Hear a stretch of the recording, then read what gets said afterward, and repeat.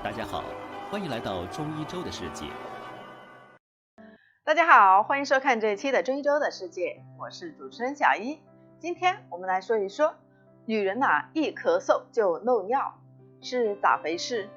别尴尬，听听医生怎么说。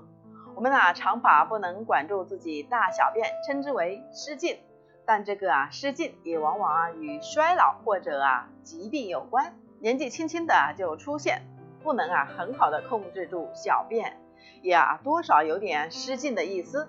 其实关于女性在生育之后出现的小便失禁，称之为是压力性尿失禁。那么为何会出现这样的情况呢？主要从两个方面能分析。一，特殊的生理结构。首先是女性的特殊的生理构造，导致女性的尿道短，本身就更容易出现漏尿的现象。二，有分娩或者肥胖、衰老等原因，是由于分娩或者肥胖、衰老等原因导致盆底肌变薄、松弛，就像塑料袋装的东西太多而漏掉，再加上绝经后雌激素急剧下降，也会让盆腔的支持结构松弛。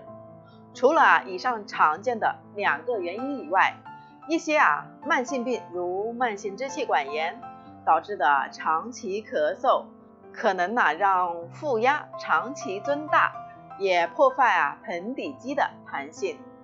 好了，今天就和大家分享到这里了。如果大家有什么疑问或是建议，请在下方评论区给我留言吧。好了，今天就先说到这里。如果想了解更多中医养生知识，或者有什么疑问，欢迎在下方评论区留言，中医周有问必答。